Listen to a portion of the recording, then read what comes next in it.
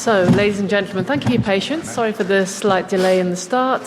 Welcome to this official eve of match briefing with Team Ireland. Delighted to welcome to the top table, far left, the skills and kicking coach, Richie Murphy, and to his right, of course, Jonny Sexton. Before we start, just a reminder, we do have, as usual, simultaneous interpretation, so please do wait for the microphone, and it would be helpful if you could say who you are and who you represent. Thank you very much. Okay, first question, please. Gentleman here in the middle. Thank you. Hi, Jonny. The week after you beat New Zealand in Chicago in 2016, the match the following week was a pretty brutal game, wasn't it? There was a bit of a backlash. People talked about it in that context. Obviously, you beat them in November. Would you be expecting something similar in this game? And how do you combat that if it is to be similar? Look, I'm sure they will bring that physical edge that they always do. And I'm sure that's what they'll be speaking about, leading into the game. I think as far as that last game went, I think that was almost a turning point in a lot of the law changes after that game in terms of high tackles and, some of the yellow cards that were given out, some of the things that were missed would now be red. So I don't think that they probably weren't intentional at the time, but if they happen now, there'd be bigger consequences. So I don't think it'll happen again. I think they had a game where they went down to 14 against Australia, so I'm sure their discipline will be very, very good on the day. Thank you. Gentleman there, please. Raise your hand.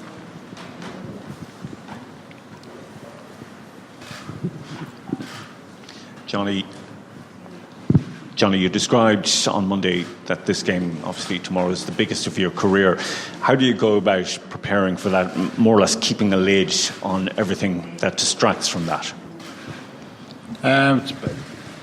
It's pretty easy when you got the quality of coaches that we have, the quality of captain that we have. So we basically just listen to them. We go with what they're saying. We've got a good leadership group around Rory, and we've just been day by day focused. You can't play the game on a Monday or a Tuesday. We'd have done okay if we played it on Monday because we trained brilliantly, or on Tuesday. But you can't win it during those, but you can prepare really well and you can put yourself in with the best chance of doing it. And we've done that all week. We've had a good week's prep. Guys are going in fresh and ready to go. But we've had weeks like that where we haven't performed, and we've had weeks like that where everything's gone perfectly and we've played brilliant. So nothing really counts until tomorrow kick-off time, and we got to produce the goods then. Thank you. Gentleman here, please. Just in terms of the year as a whole, Jonny, how much has a week like this been the focus of everything? Joe mentioned after the Six Nations maybe having won previous titles, there wasn't as much focus on that actual achievement. In terms of the overall year building towards this, what's it been like? Yeah, it's been a long time in the back of our minds, this quarter final. It was always going to be a case of, if we did get through our pool, that we would play South Africa or New Zealand, with all due respect to the other sides that were in it. But that was the likelihood, and we're here now. It's a little bit surreal. It's a little bit wow, I can't believe it's finally here. And this time 4 years ago, I was a supporter like you guys, and it's not a great place to be. So really looking forward to getting out there and on the biggest stage and trying to show what we can do against the best team in the world, a team that hasn't lost a World Cup game in whatever it is, two World Cups. So it's going to be an enormous challenge, but one that we're excited about and that we're really eager about, and we want to make the people at home really proud. Thank you. We'll go to the back, please, and then to the front. Thank you.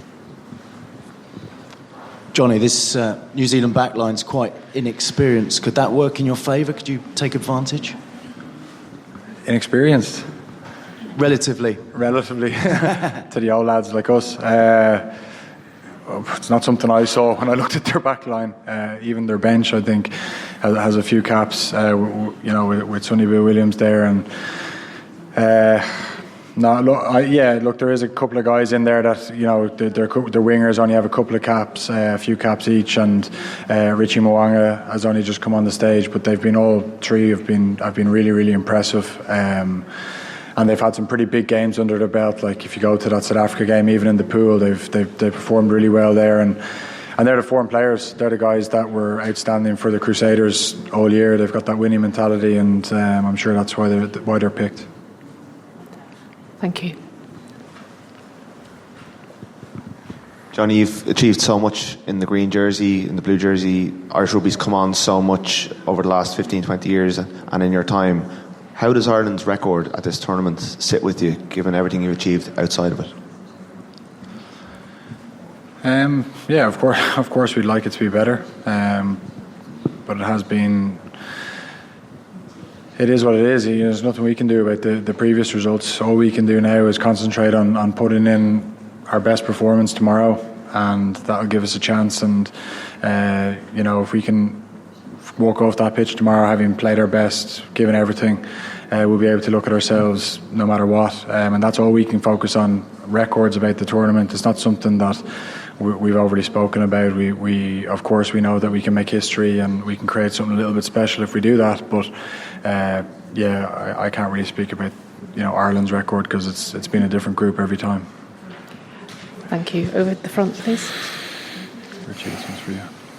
This one's for you. I feel Jonny, you obviously decided it was worth coming down here today. It was obviously a long way from your hotel. Just can you explain a bit how important familiarity is with a stadium ahead of a big game like this, and maybe Rich could explain why Joey and Connor didn't perhaps come and do their kicking.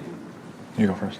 The boys done their captain's run. We done some stuff this morning, so I was feeling that we didn't want to do two things in the one day, so that they decided to sit it out.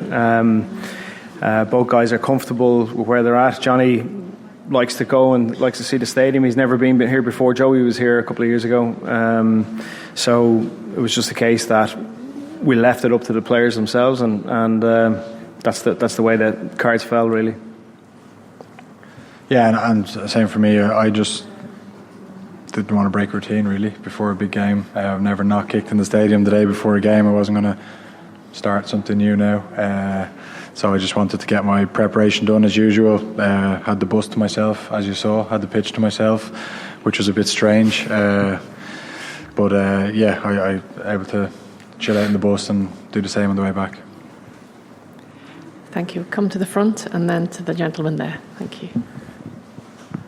Jonny, I think only 3 points in the tournament have come from penalties for Ireland. It's been very much you're going for it on every penalty. You're either tapping and going, or you're kicking to the corner. You're going for tries. Now that you're a knockout, how much does that change? And have you been working on drop goals at all, in case they might come in handy over the course of the next 80 minutes? Yeah, I suppose it'll be a mix and match. I think in a few of those games.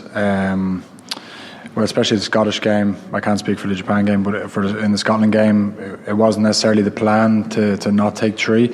If we had some penalties, in those between the 15s, we definitely would have gone for them. But the times that we had them, we felt that we had Scotland under the pump a little bit. They'd given away a couple of penalties, and we thought that another infringement would get a yellow card. So we went to the corner, aggressive plays, and they paid off. Against Samoa, we were really going for that 5 points to make sure that we got into the quarters. Same against Russia. So yeah, it'll be a different game tomorrow in terms of when 3 points are on offer.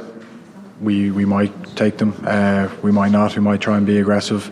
It's all really how the game is going and the balance. But been preparing the same every game. We took a lot of penalties today out in front, a lot of drop goals, and if they're required tomorrow, we'll go for them. Thank you. Gentleman here, please. Just on the knockout rugby kind of element of it, obviously Ireland haven't won one, All Blacks have, but how useful are things like Leinster's achievements or maybe even a Grand Slam run? Do you feel like you have some sense of an ability to be good in knockout rugby? Yeah, I think that's I actually remember Declan Kidney saying that to us in 2011 was, we've been reared in knockout rugby. For me, I came up through the school system, which, you know, cup rugby, knockout rugby, going to play Mary's, you know, playing in the All Ireland League, all those cups that you play with at club level, and then into Heineken Cup. So we're sort of reared and you know, we play a lot of knockout rugby. We probably play a little bit more than New Zealand if they go straight to a semis after a conference. And so it's something that, you know, it doesn't feel too different to all those other knockout games that I've been involved in. And we just need to use our experiences there to guide us tomorrow. Thank you. Gentleman there. Jonny, we're in the final weeks of Joe's era as head coach, irrespective of what happens tomorrow. For you, what's his legacy to Irish rugby? How many times I've spoke about Joe a lot. I'm going to get some serious slagging now when I go back to the hotel. There's already enough slagging about me and Joe's relationship for me to delve any deeper. We had Richard Cooper in just for lunch today, and he did a bit of a skit on Joe, which was very good, and Joe took it very well. But look, Joe's legacy really it speaks for itself. You know, we don't want to get distracted by it being his last, you know, game, or second last game, or third last game. We want it to be. We'll talk about him, you know, when it's done, and it'll be the same for Rory, but his legacy speaks for itself, and I have spoke about it on numerous occasions. So if we can maybe go back and look at the press conference a few weeks ago, it'll be okay. Thank you. The front, please. Just a second, please. Sorry. No problem. Okay, carry on. Thank you. Jonny, you played on some great teams over the years. Where does this 23 rank? Yeah, right up there. That's where we get our little bit of belief and a little bit of confidence from, is when you look around the circle. And I'm not talking about the experienced guys. For me, I look around and see, you know, guys like Gary Ringrose, Jacob Stockdale, James Ryan, guys that are just top quality people, players. And then you can look around at some of the more experienced guys that have been around the block. So that's what gives us belief and confidence. But in terms of the team, right up there. And I think our biggest strength is our collective, and we pretty much do anything for each other. Yeah. Thank you. The front, please. Jonny, tomorrow yourself and Conor will break the record for the most appearances on a halfback partnership for Ireland. You go second in the all-time behind Larkham and Gregan. It's an amazing achievement for the two of you. Can you talk to us a little bit about that partnership, how it's grown, and when you're out there with him as an established combination, what does it give you in terms of a bit of telepathy, a bit of knowing what he's going to do next, a bit of communication, that sort of thing? Yeah, it's been like I said last week, or started this week, when we started off together, you wouldn't have believed that we'd have gone on and played this many games together. It was like two strangers. We were almost introducing ourselves to each other in the first few games. And look, we've gone from strength to strength. He's a top quality operator. His quality of pass, his kicking game, the basics. What world class scrum halves are, and he's up against one. Again tomorrow in Aaron Schmidt. But it's been a pleasure to play alongside him, and I hope that we get many more together. At the end of the World Cup, you guys will probably turn and start calling for our heads because we'll be too old and the next batch has to come through. I can see it already, but we hope that we've got a few more years left together. Yeah. Thank you. Can I just check any questions from Japanese colleagues? No. Oh.